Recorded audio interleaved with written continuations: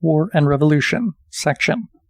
Splendid Little War, Total War, and Civil War. Hence, October cannot be separated from the international civil war which the two sides engaged in the First World War sought to trigger in competition and confrontation with one another. But the civil war from which the Bolshevik Revolution derived also possesses a complex dialectic of its own, which, while it united or tended to unite soldiers called upon to fight and kill one another, saw the opposing high commands united in a way by a shared concern to prevent or repress such phenomena. Curzio Malaparte's analysis is no less lucid for coming from a novelist. Beginning of long quote. At the start of 1917, events of exceptional gravity occurred in all the belligerent armies of Europe. Pronunciamientos, revolts, and acts of collective insubordination had become frequent. In France, as in Germany and Austria, in Russia as in Italy, the community of the trenches showed signs of exhaustion and impatience. The threat of the gravest punishments was insufficient to curb the mania of desertions. Entire divisions refused to return to the front. End of long quote. The rejection of war tended to find expression in acts of war. Men who were ready to mutilate themselves in order to escape death and the horror of the carnage could easily take up arms against those they deemed responsible for it all. On the Italian front, resort was had to decimation, while on the other side, ever more ferocious became the hunt for carabinieri, who formed the execution squads, and who sometimes, arms in hand, drove reluctant soldiers into battle. Quote, "The carabinieri killed in the trenches are not counted. Countless are those hanged or stabbed behind the front line." End quote. In Russia, notwithstanding a lack of munitions, the High Command did not hesitate to order the use of artillery against units displaying insufficient fighting zeal. Even across the Atlantic, in Canada, machine gun fire was required to mow down a revolt by deserters, who, with pistols and rifles, protested against conscription. While they were rebelling and pursuing or harboring vendettas against those they considered responsible for starting or continuing the massacre, soldiers from the two sides engaged in fraternization.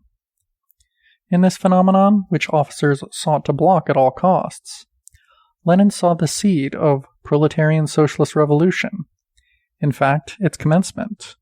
Quote, "Long live fraternization, long live the rising world, wide socialist revolution of the proletariat." End quote.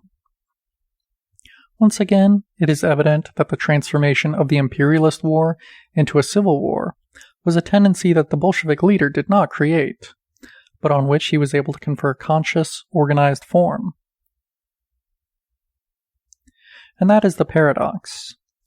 Nolte, who presumes to compress the interpretation of such a complex, contradictory century into the category of civil war, ends up forgetting or repressing it when it is self-evidently called for. Thus, the Bolshevik October is represented as a mere coup d'etat. Furet, not to mention others, concurs with this thesis. However, let us examine events in the wake of the reconstruction provided by exponents of historical revisionism themselves. 1917 was also a year of mutinies in the French army. Quote, "It was not the mutinies that were so surprising, but the fact that there had not been more of them sooner and on a massive scale." End quote. Such was the burden of suffering and horror caused by the war. 2 years prior to the Bolshevik October, Alain, philosopher of moralist and democratic humanism, condemned the ongoing slaughter. Quote, "We shall pay for all this, believe me.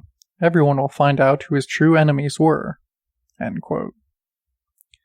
The February Revolution already seemed to him like a settling of accounts. Quote, "All I saw were men in a state of revulsion, constantly dreaming of ways of ending the massacre, and, when finding no solution, plotting vengeance." End quote. Citing this passage, the French historian comments, quote, Here, Elaine points to the universal turn taken by events in Russia. The fall of Tsarism took second place to the revolt of soldiers and civilians alike against the war. End quote. Hence, October was already implicit in February. The military mutiny and popular revolt that overthrew the Tsar did not signal the end of the struggle. The crucial issue, war or peace, had not been resolved.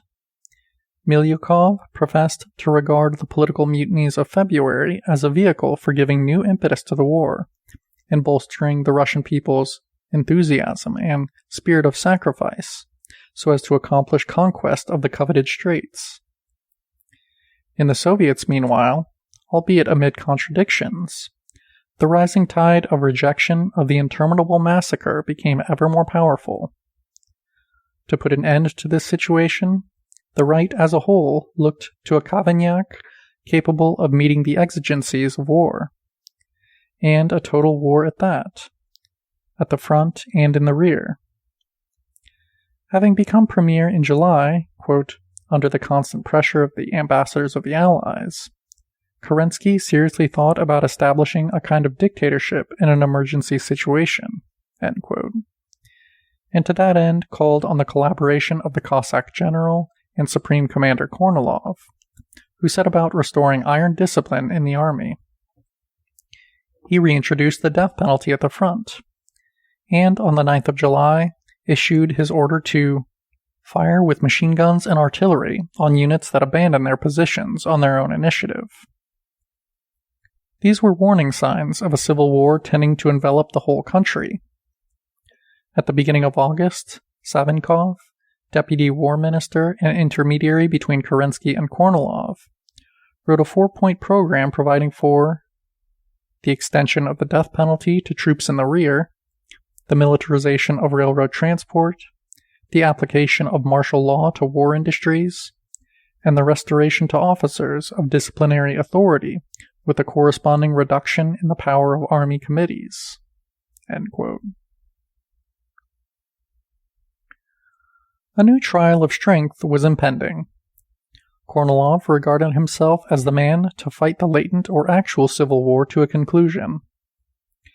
The coup d'etat attempted by him in September, which was foiled only with the decisive aid of the Bolshevik Party, led to increased antagonism between officers and soldiers. The latter set about ejecting, or physically liquidating, officers in contact with the general leading the coup, or suspected of so being. The opposing options, peace or war, increasingly became embodied in two political sides, but also in two opposing organs of power and principles of legitimation, the Provisional Government and the Soviets. Quote, for the big bourgeoisie and the army leaders of Russia, it was time the Soviets were got rid of, the Bolsheviks arrested, and their leaders shot.